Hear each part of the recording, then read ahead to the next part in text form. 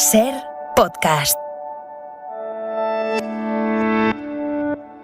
Vamos a entrar ahora mismo en las consecuencias que va a tener en nuestras vidas la subida de tipos muy contundente que ha anunciado hoy el Banco Central Europeo. The Governing Council decided today to raise the three key ECB interest rates by 75 basis points. Un 0,75% suben los tipos, se imponen en el BCE, quienes apuestan por ir con todo frente a la inflación, pese al riesgo de que eso ahogue las economías.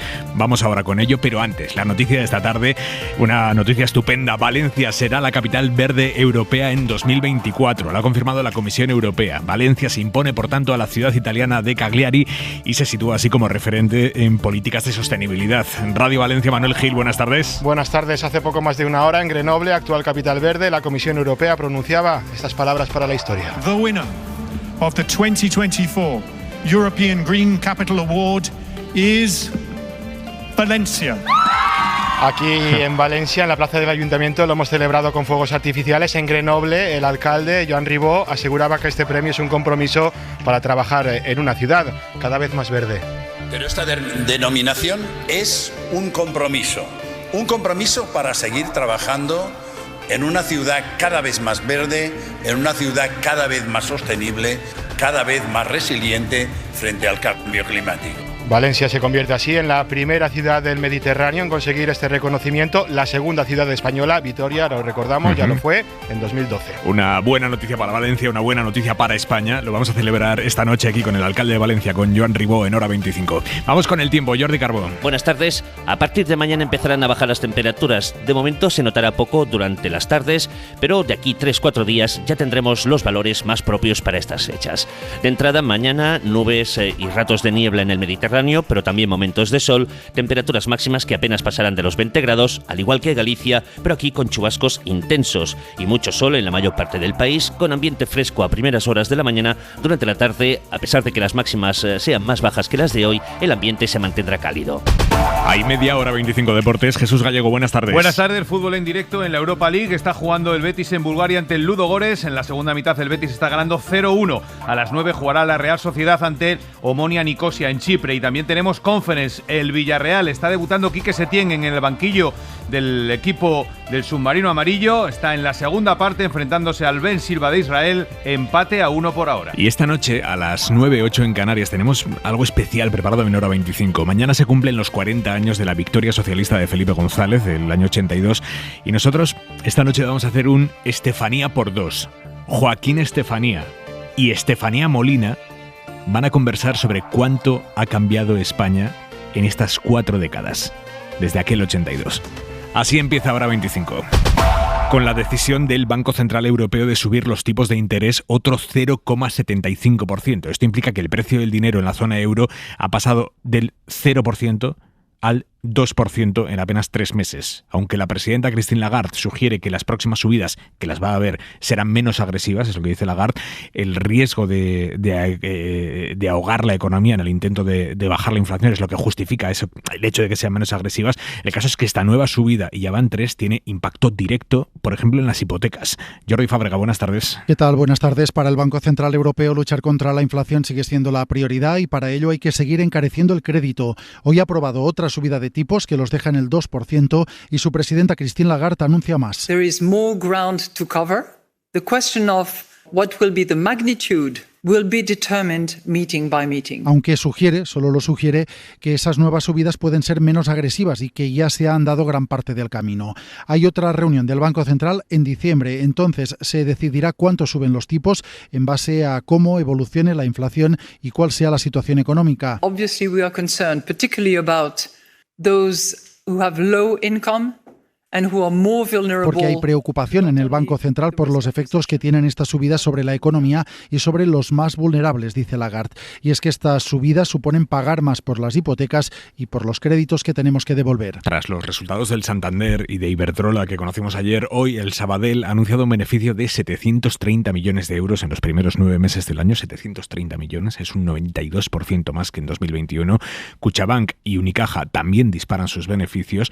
En el capítulo de las energías energéticas, Repsol se ha notado un beneficio de 3.222 millones de euros en los primeros 9 meses del año. Es un 66% más que en el mismo periodo del año anterior. Y esto confirma que el Gobierno de España está haciendo lo correcto al proponer el establecimiento de un gravamen temporal y extraordinario que grave estos beneficios extraordinarios en un momento en el que es imprescindible que todos arrimemos el hombro, y muy especialmente aquellos sectores que están teniendo unos beneficios extraordinarios como consecuencia de la situación. Respuesta de Nadia Calviño, vicepresidenta económica del Gobierno, después de que ayer el presidente de Iberdrola amenazara con llevar este futuro impuesto a los tribunales.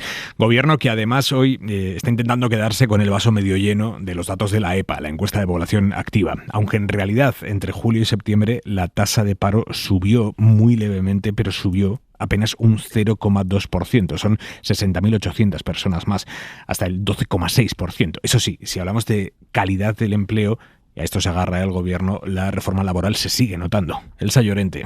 Sí, porque hoy casi 7 de cada 10 asalariados en España tienen un contrato indefinido y la tasa de temporalidad en el sector privado está en el 17%. Recordamos que con un nivel de empleo similar al de ahora, en 2007 había una tasa de temporalidad del 33%. A estos datos se agarra el Gobierno, pero la otra cara de las cifras muestra un enfriamiento del mercado laboral. Aumenta el paro, como has dicho, y también se frena la ocupación. Esta es la tendencia que preocupa en cambio a los empresarios. Este trimestre 77.700 personas han firmado un contrato laboral, pero el trimestre anterior fueron 384.000 personas, casi un 80% más. Este año el empleo en verano ha funcionado peor de lo esperado. Aún así seguimos por encima de los 20,5 millones de ocupados. Y otro dato, ojo al desempleo en mujeres. Son las peor paradas. Este trimestre 79.300 mujeres se han ido a la calle. Su tasa de paro roza el 15%, 5 puntos más que la de los hombres. Los jóvenes también sufren un mayor desempleo este trimestre. El paro se dispara entre los menores de 25 años. Hay 71.500 desempleados más en esta franja. El presidente del Gobierno, Pedro Sánchez, habla de datos positivos por esa ligera mejoría en la ocupación. Yo creo que los datos de la encuesta de población activa que se han conocido hoy son positivos. Si algo se demuestra es que la economía española, en este contexto de extraordinaria incertidumbre en el que desarrolla su actividad, está creciendo y continúa creando empleo. Y una voz más sobre el mercado laboral, una declaración llamativa. Ha dicho el presidente de la patronal, Antonio Garamendi, que él cree que en el sector turístico faltan trabajadores porque hay un problema de falta de aptitud, pero también de falta de actitud.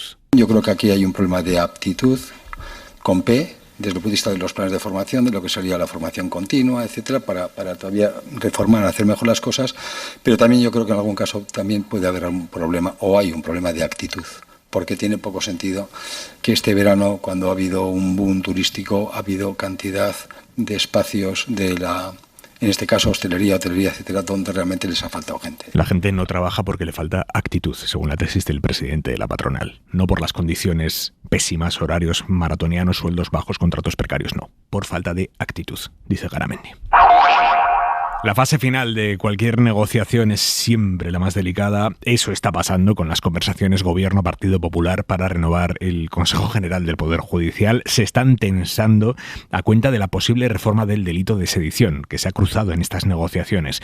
Fuentes del PP aseguran que Génova ha pedido al Gobierno que saque el asunto de la sedición del debate público, que baje el pistón en la conversación pública sobre ese asunto, después de que hoy María Jesús Montero, la ministra, haya anunciado la intención del Gobierno de llevar al Congreso una reforma del delito de sedición. Luego se ha matizado.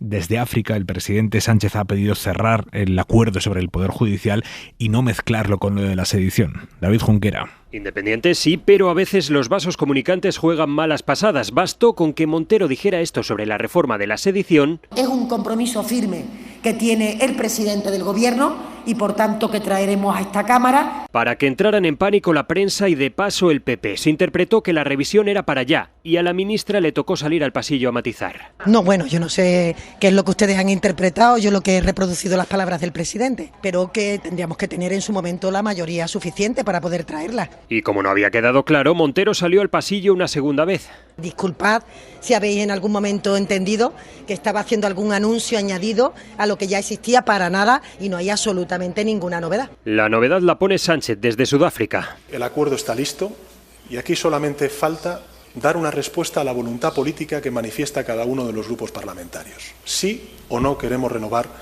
el Consejo General del Poder Judicial. Todo está listo, según Moncloa, solo falta que se anime el PP. Y en el Congreso, más allá del debate sobre el Consejo General del Poder Judicial y sobre la sedición, los presupuestos han superado ya hoy su primer trámite parlamentario. Las enmiendas a la totalidad al proyecto de ley de presupuestos generales del Estado para el año 2023 quedan rechazadas.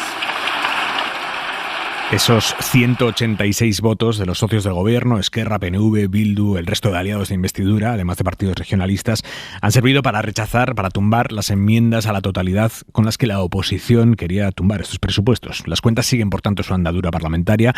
Ahora queda bajar al detalle de las peticiones de los aliados. Hay que contentarles para que voten a favor. Aliados que hoy no han querido hacer sangre en sus diferencias con el gobierno, pero la ministra de Hacienda, María Jesús Montero, ya lo hemos escuchado, ronca. Después de 2 días de debate, reconoce que les va a tocar sudar la camiseta. Sabíamos que esto no es un cheque en blanco, nunca ha sido un cheque en blanco en la no presentación de una enmienda a la totalidad. Siempre hemos tenido lo que decimos coloquialmente, que sudar la camiseta a lo largo de la tramitación, y en esta ocasión también sabíamos que esto iba a ocurrir. Y lo que le ha ocurrido hoy a Alberto Núñez Feijóo, presidente del PP, es que se ha equivocado al situar en el tiempo la novela de George Orwell, 1984. Feijóo estaba criticando al gobierno, pues, con algunos folios que le habría escrito su equipo, lo que fuera, y ahí, mientras leía, ha dicho esto. La mentira o la posverdad nos esclaviza. Podemos situar el nacimiento de la posverdad en aquella distopía escrita por Orwell allá por el año 84. Allá por el año 84. Bueno, 1984 es el título del libro.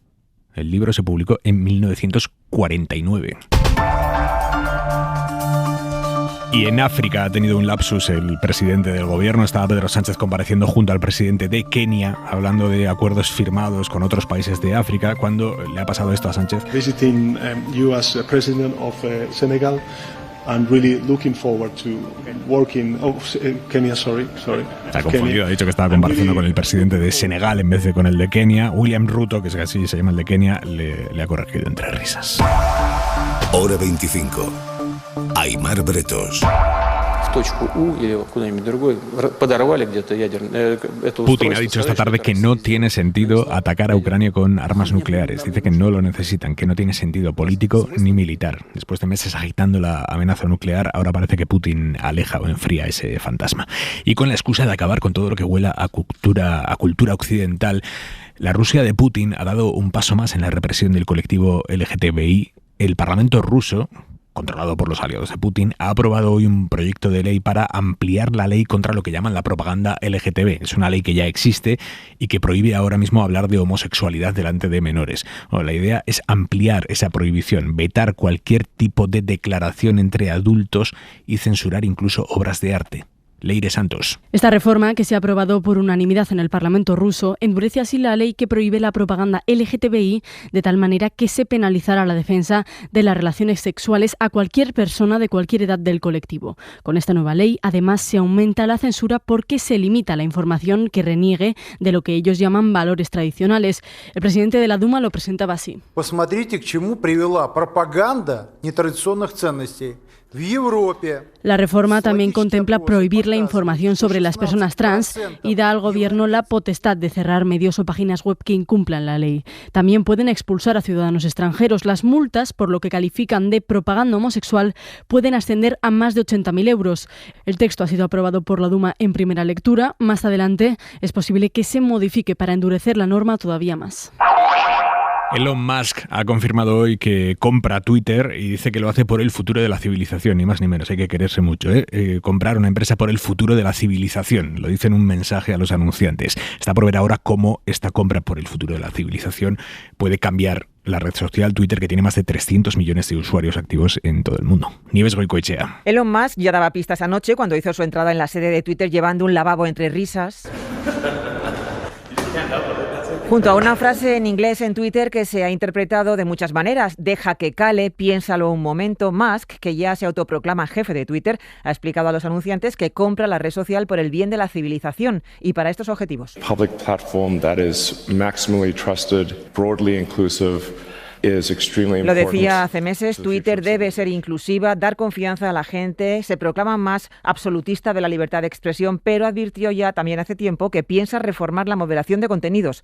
Algunas plataformas de derechos humanos ya han mostrado preocupación porque permita opiniones extremistas y discursos de odio. Faltan 3 días para que este domingo Brasil vote entre mantener en el poder al ultraderechista Bolsonaro o devolverle la presidencia a Lula da Silva. No solo habrá que fijarse en el resultado, sino es que Bolsonaro está amenazando con imitar a Trump y no aclara si aceptaría una hipotética victoria de su oponente.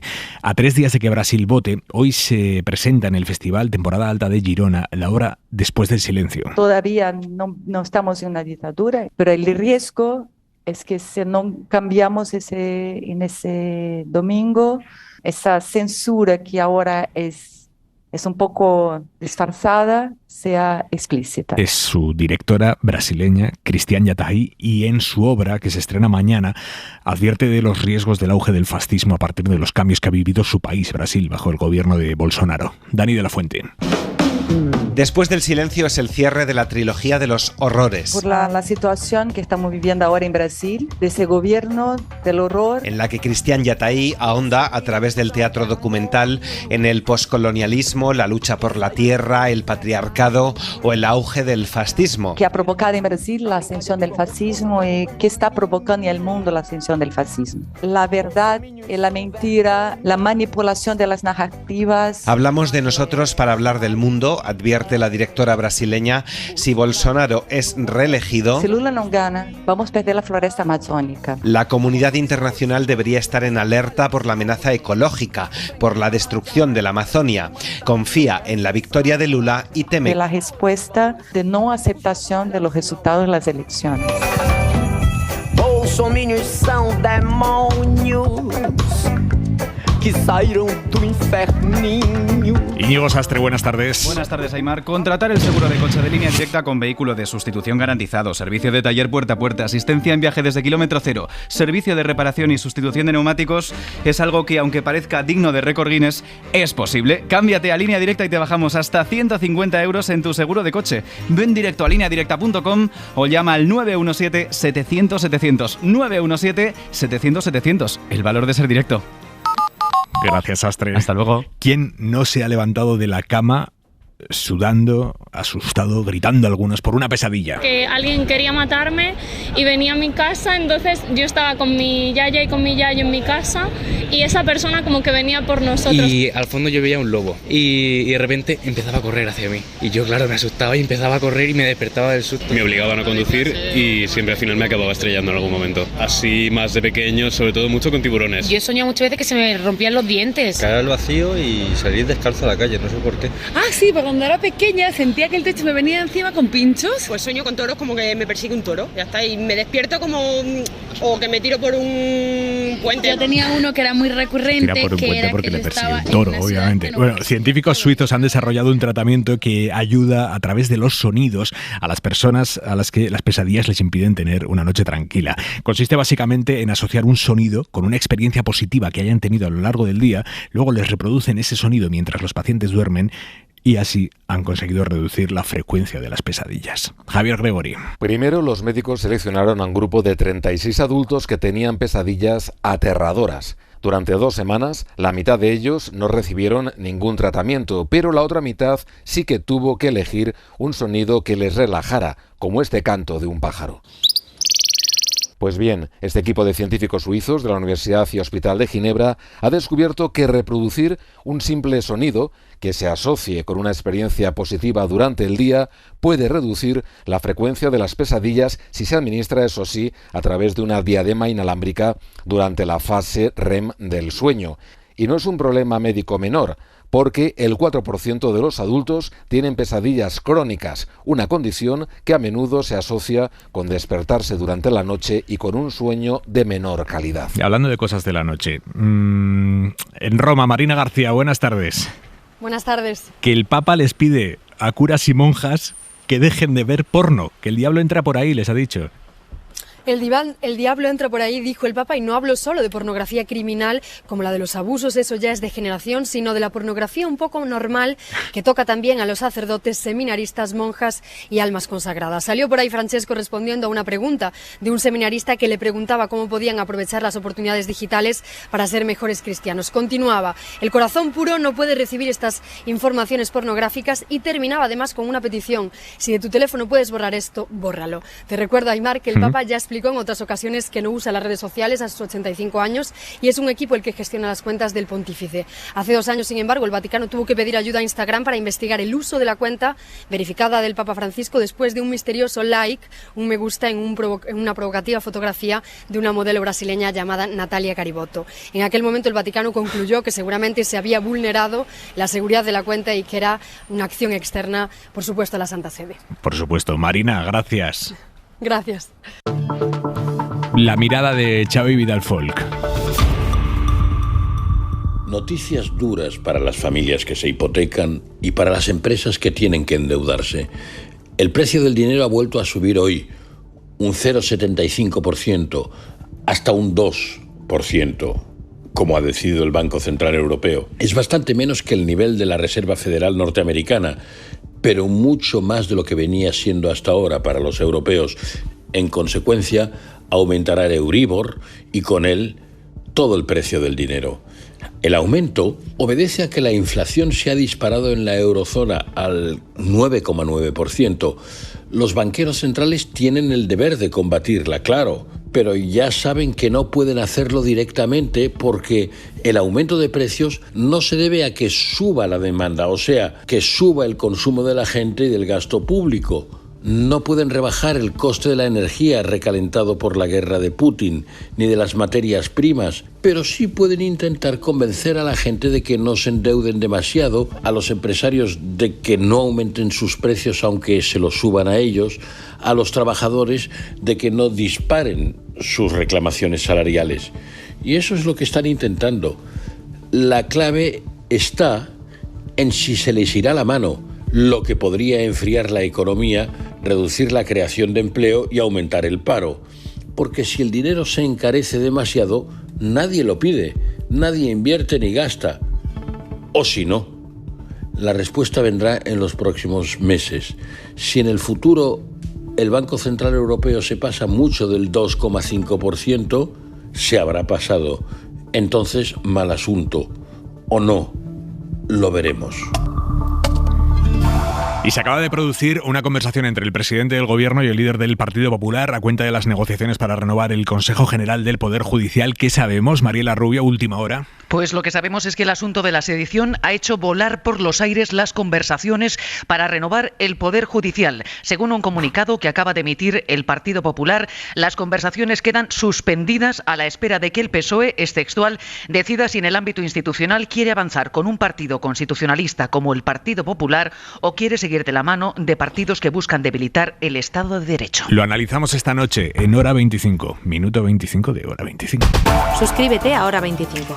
Todos los episodios y contenidos adicionales en la app de Cadena SER y en nuestros canales de Apple Podcast, Spotify, iVoox, Google Podcast y YouTube. Escúchanos en directo en la SER de lunes a viernes a las 8 de la tarde.